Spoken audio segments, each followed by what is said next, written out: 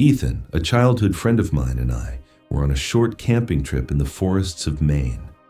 We were both fairly experienced campers, though this was Ethan's first time at that particular spot.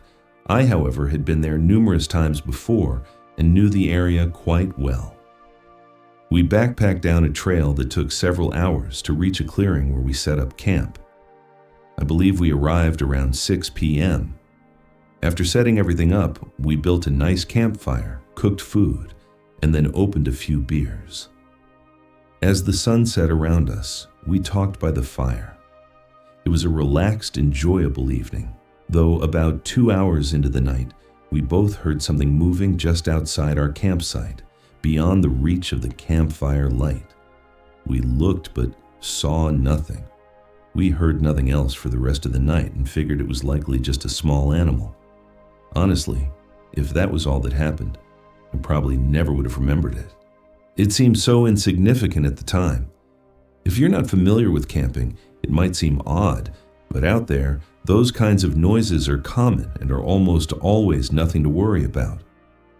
After having a couple of drinks and starting to feel tired, we decided to turn in for the night. We put out the fire and got into our tents, falling asleep.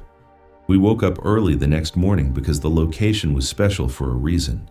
Just a half-mile through the woods from the campsite was a very secluded and private pond that virtually nobody knew about, as the trail didn't lead to it. It was a really nice place, featuring a mini waterfall and a small river flowing through it. We spent most of our morning there, perhaps 3 or 4 hours. Eventually, we headed back to the campsite to make food and rest. I even took a short nap. Again, around 6 p.m., the sun was low, and we hadn't gathered any firewood yet.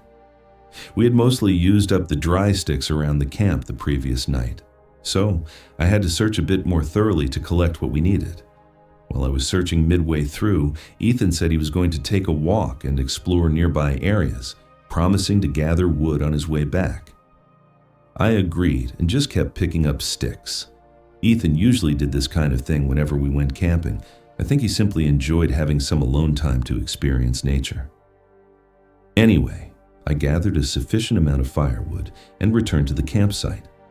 I just waited there, killing time until Ethan got back so we could start the fire.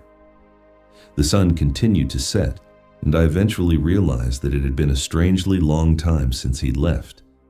He usually didn't take this long, and he knew enough experience to avoid wandering the woods so close to sunset. Our only means of communication out there, with no cell service, was through small satellite messengers that we kept on us at all times in our hip packs, along with bear spray and other essentials.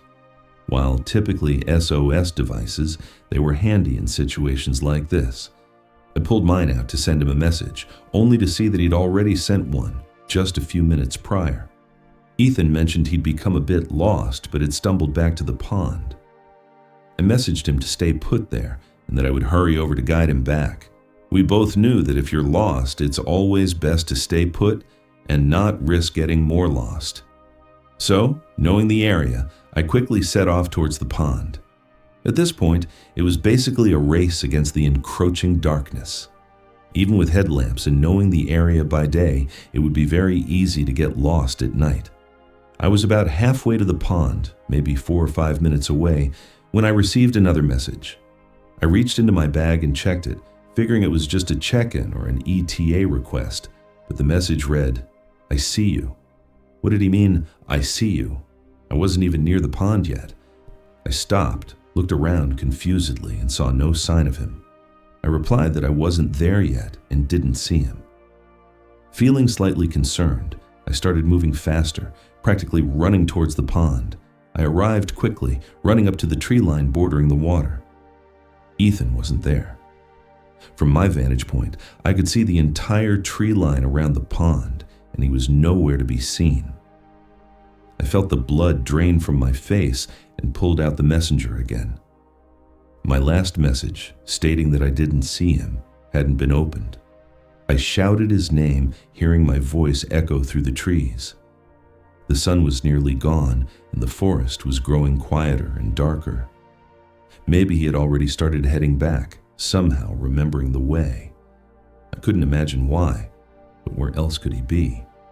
With daylight almost gone, I knew it was safest for me to head back to the campsite and figure things out from there. I hadn't started the fire yet. If I waited too long, I wouldn't be able to find the campsite in the dark. I began walking, feeling uneasy as I moved through the trees and the woods grew darker. All I could think about was that unsettling final message. I see you. It was nearly pitch black by the time I was a minute or so from the clearing, but then I saw something, a flickering orange glow right where the campsite should be. As I got closer, I could see the campfire was lit, and someone was standing right by it. I started approaching, feeling relieved, assuming Ethan had made it back safely. But as I got closer, the person turned, looked towards me, and then sprinted away from the fire and out of the campsite. My heart raced. That wasn't Ethan. I pulled out my messenger and started sending texts rapidly. At this point, I was genuinely worried and disturbed. But just a minute or so later, Ethan came running out of the woods and into the campsite. He looked terrified, but also relieved. He immediately said we had to leave. I agreed, mentioning the figure I'd seen by the fire, and he said it was likely the same person who had approached him near the pond. He explained he thought it was me until he got closer and realized it was someone else. Apparently, Ethan had tried asking the person if they knew how to get back to the trail, but the man didn't respond.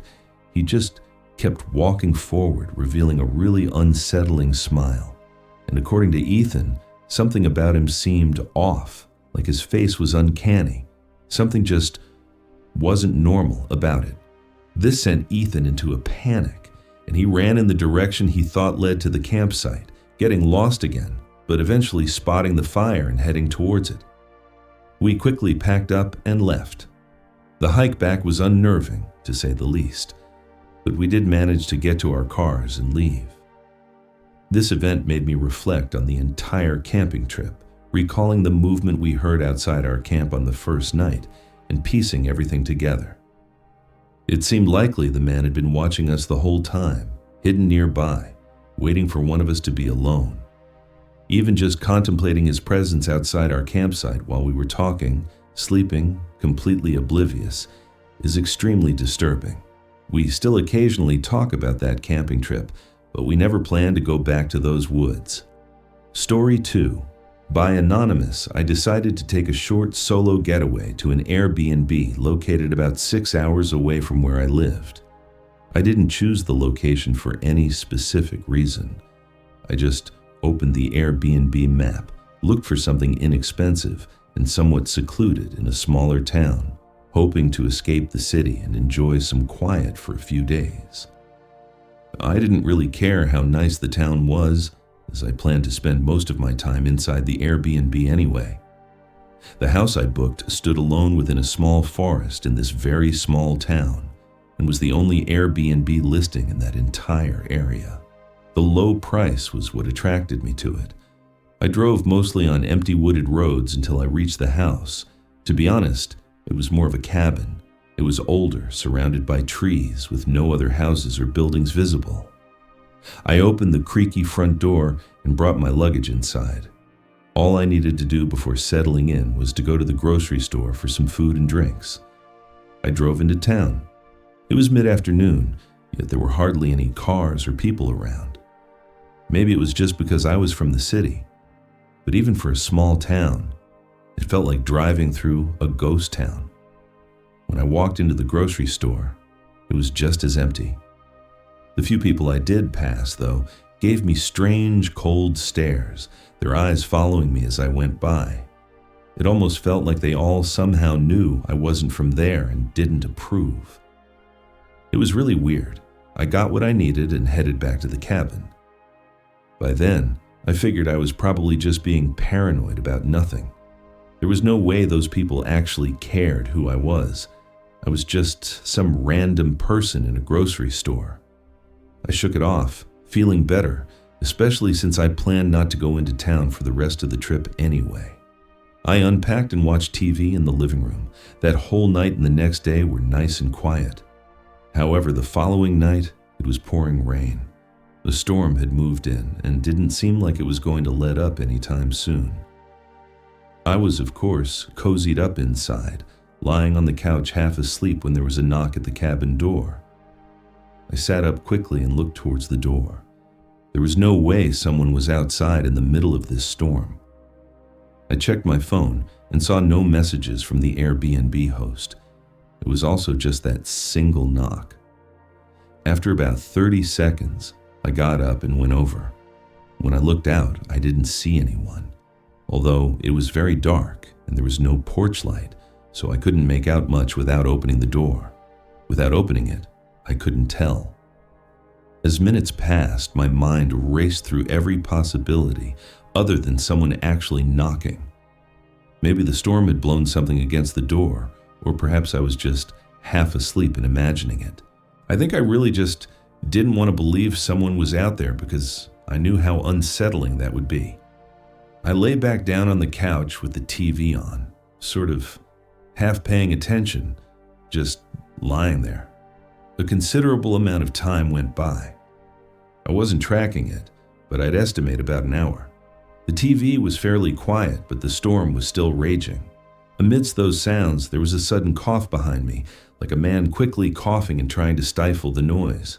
I snapped my head back and looked, immediately seeing something move away from outside the window.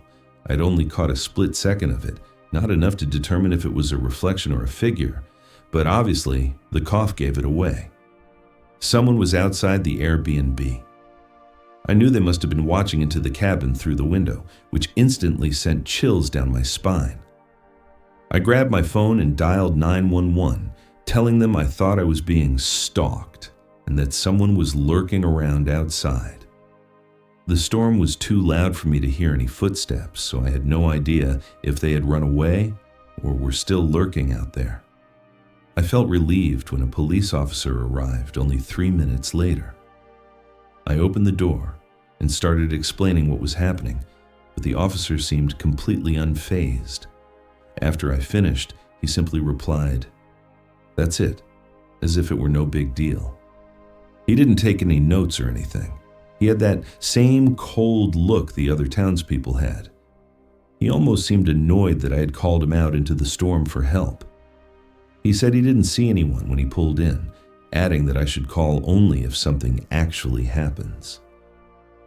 Before I could say anything else, he turned his back and drove away. I honestly couldn't believe it. That made me feel even less safe and even more disturbed by whatever was going on in this town. The whole town had me on edge. Realizing something wasn't right, I decided to cut my trip short and just leave. I locked the door and started rushing to pack my things. I'd only managed to open my backpack and start stuffing clothes into it. Maybe 60 seconds had passed since the officer left, when heavy knocks slammed against the front door again, and this time, they didn't stop. They continued banging on the door. I checked out of the bedroom window and confirmed the cop car was gone, so I knew this was the same person who had been watching me. I hurried, packing whatever I could in just 3 or 4 minutes. I considered calling the police again, but honestly, I felt like it might somehow get me in trouble or that the cop would side with the other person even if he caught them. Suddenly, the knocking stopped. The storm seemed to grow even louder. I couldn't hear if they had left or not, so I quietly walked up to the door and looked out. I saw nothing. No one was out there. Knowing I needed to leave at the first opportunity, I put on my backpack, grabbed my car keys, and stood by the door. I was there for about a minute or so, just waiting, when I happened to glance back towards the window. And again, at that same window, I saw something move. I knew this was my only chance to make a run for it. I flung open the door and bolted out of the cabin into the storm. My heart was pounding, knowing the person was probably circling the house to get to me. I got in my car, started the engine, and pulled out of the driveway. In the heavy downpour, I couldn't see more than 10 feet ahead. So I don't know if they had chased me or not. They could have been right behind me as I pulled away and I wouldn't have seen them. I drove down the forested driveway until I reached the road, then left town and drove all the way home without stopping. That was the most unsettling and creepy experience of my life. And I think it's worse because I don't know why any of it was happening or even who it was creeping around the cabin, watching me through the windows and banging on the door. I keep thinking about the weird feeling I got in that town, wondering if people knew the cabin was an Airbnb and hated outsiders for some reason, resorting to extreme measures to get rid of me. It almost felt like I was in the middle of a town that was part of some private cult or something. If I had decided to stay that night, things might have escalated beyond the point of no return. Luckily, I didn't have to find out though. Story 3 by G.S. This happened about 7 or 8 months ago. Josh was a close friend of mine, someone I'd been friends with since our senior year of college, so we'd known each other for about 3 years at that point. We were really close that last year in college, but after graduation, jobs and everything else caused me to move to a city about 3 hours away from him. We hadn't seen each other since then, so it had been well over a year, but we stayed in touch and remained good friends, often gaming together late into the night and texting throughout the day. You know, typical friend stuff.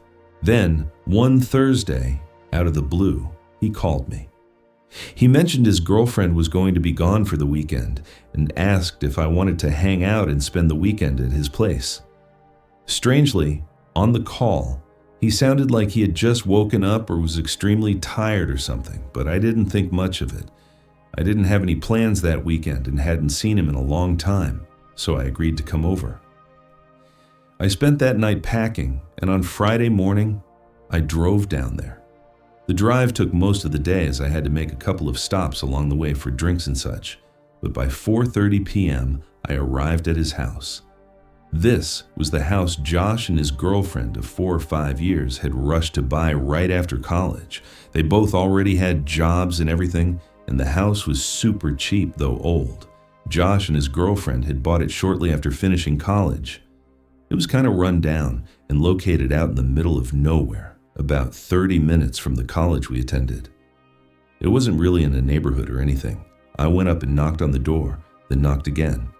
I waited outside for what felt like a full 5 minutes before he finally answered and let me in. Right away, I noticed how different he looked. He had this really tired expression on his face. He usually had a ton of energy, so this was kind of strange.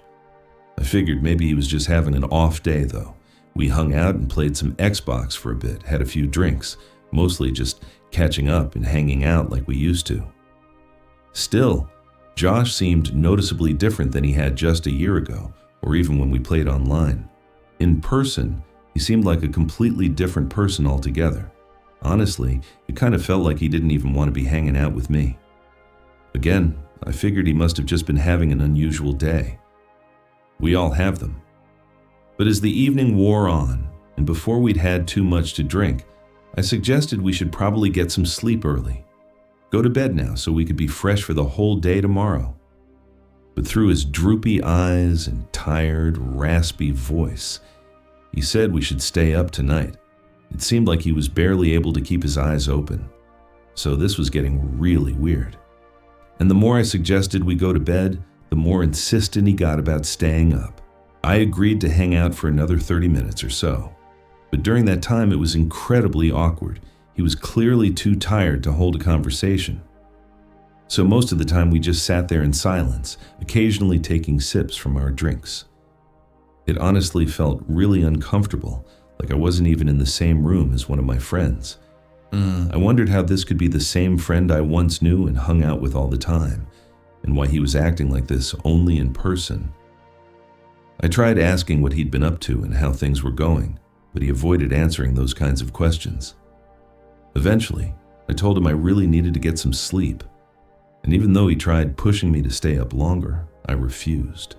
I was pretty worried about him and a little creeped out, to be honest, but I hoped things would be more normal the next day. I went into the spare bedroom to get ready for bed, but something felt off about it. The entire room was empty. There wasn't a single item in there except for a small bed pushed against the wall. And just as strange, it looked brand new, as if it had been bought specifically because I was coming over. By this point, I started if I was overthinking everything. Still, I really just wanted to make sure Josh was okay. so I sent a text to his girlfriend. They'd been together for 5 years, and we had hung out together a few times during college, but I didn't really know her that well. I only waited a couple of minutes before she responded. All I'd said was that Josh was acting a little weird and seemed out of it. I asked if she had noticed anything similar recently, or if she might have known why he was acting this way. She replied that they had broken up and that she had moved out 4 months ago and had no idea what I was talking about. What? I was actually shocked. Why had he lied about her just being gone for the weekend? And why did he ask me to come over so suddenly now instead of months ago? Nothing was adding up. It still didn't explain why he was acting so strangely, and it only made me feel like I couldn't trust him, making the whole situation more unsettling. Not wanting to go to sleep without knowing what was going on, I turned back towards the door to leave the room, but froze in place. I could see a shadow standing right behind the door. After a second, it moved away. My heart started racing as I moved closer to the door, listened, then opened it and stepped into the hallway, closing it behind me. I saw the door to his bedroom was open, and I could hear him moving around in there. All the lights in the house were off now. Right away, I noticed something on the back of the door that hadn't been there before. It was a mount with one side screwed into the wall and the other into the door. He must have just attached it, probably hand screwing it in while I was in the room trying to figure things out. I didn't want to be inside that house with him for another second. I quietly and quickly started walking away. As I got into the living room, I couldn't help but notice something on the kitchen counter. It was an open package for a deadbolt, one of those locks for a door that can only be opened from one side. I felt my stomach drop, then heard footsteps rushing behind me. I turned around and saw Josh standing there, the same tired, lifeless look on his face. I asked him what the hell he was trying to do, but he didn't respond. I felt a sense of menace, like he was about to do something. Before he could, I ran to the front door. He called out my name a couple of times in that eerie, tired voice, but I kept going, got in my car, and left. I spent the whole drive thinking about and trying to process what had just happened. By the time I got home, Josh had blocked me on everything, which only solidified my belief that whatever he was doing was something awful. Though, at the time, I did nothing about it. I was stupid, and I guess I felt that since nothing had actually happened yet, I didn't have anything concrete to report, and having been close to him for 3 years, it was hard for me to turn him in. I still just can't understand why he was trying to lock me inside that room, or even what his plan really was. It's crazy how I'd known him for 3 years, and yet it feels like maybe I never really knew him at all. I'm just glad I got out when I did.